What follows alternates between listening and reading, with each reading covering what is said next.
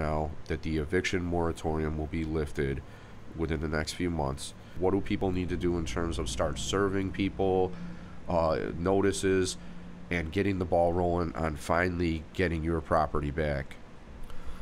You know, the very first thing is to look to your second step before your first step. So eventually you're going to get the tenant out, and we'll talk about that in a sec. But already now you should start making sure that you educate yourself on the fundamentals of the RLTO, the Chicago Residential Landlord Tenant Ordinance. Tons of resources available online, especially from the city pages. Read through it, understand it, because you're going to eventually displace the current tenant. And you have to understand, the next tenant may have been doing the same thing for somebody else. There's actually some ordinances that are passing their way through the city council saying essentially that all of the eviction files should be sealed for about 18 months.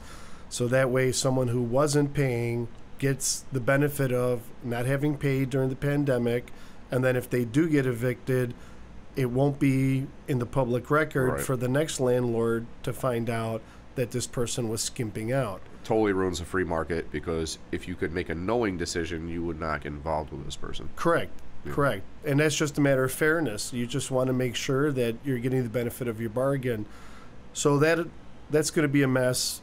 Get now a copy of the RLTO, understand it, read it, and then have a service that you can hire to do the background check. You know, make sure that they've got good income, make sure you're doing really good diligence about, you know, checking financial references. You know, I did a flip of my house, and I was staying literally 2 doors down from here, and I really appreciated the landlord as an attorney who does a lot of eviction work. He asked for copies of my bank statements and my paycheck stubs, and he pulled my credit and did all kinds of stuff. And I said, oh, good. You know, he's never going to have a bad tenant, because you screen out the vast majority of people who are like that. Number one thing I get from a lot of landlords is, well, I've been doing this for 10 years. I never had to evict anybody. Well, time's up. You know, you played the law of averages, and this is what happens. So that would be the first thing I'd recommend. Really, landlords are going to have to be more sophisticated. They're going to really have to know how to get a good tenant in for the next go-around.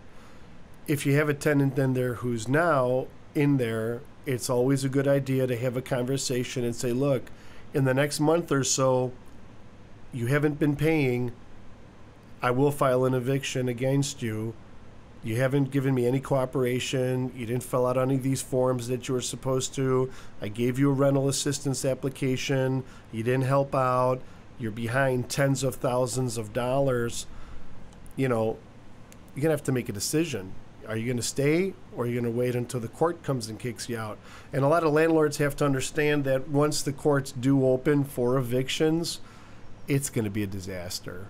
It's going to be an unmitigated disaster, because you're going to have, and I've seen some numbers like 20,000, which might be a little high, but maybe not.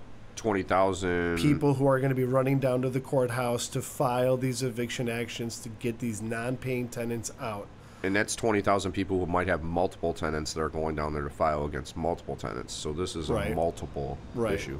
Right. So the courts are starting to look at mediation programs. The courts are starting to look at alternative dispute resolution to try to get some of them from not having to go to trial. So they're working on a system to put that in place. But realistically, even in pre-COVID times, it would take about 6 months to evict somebody.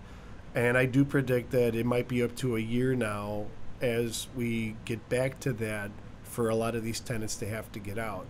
So be prepared for it. You know, get to know the ordinance, so that way as you begin to serve these notices upon the tenants, you've already reviewed the rules, you know what's going on, you know how to do it.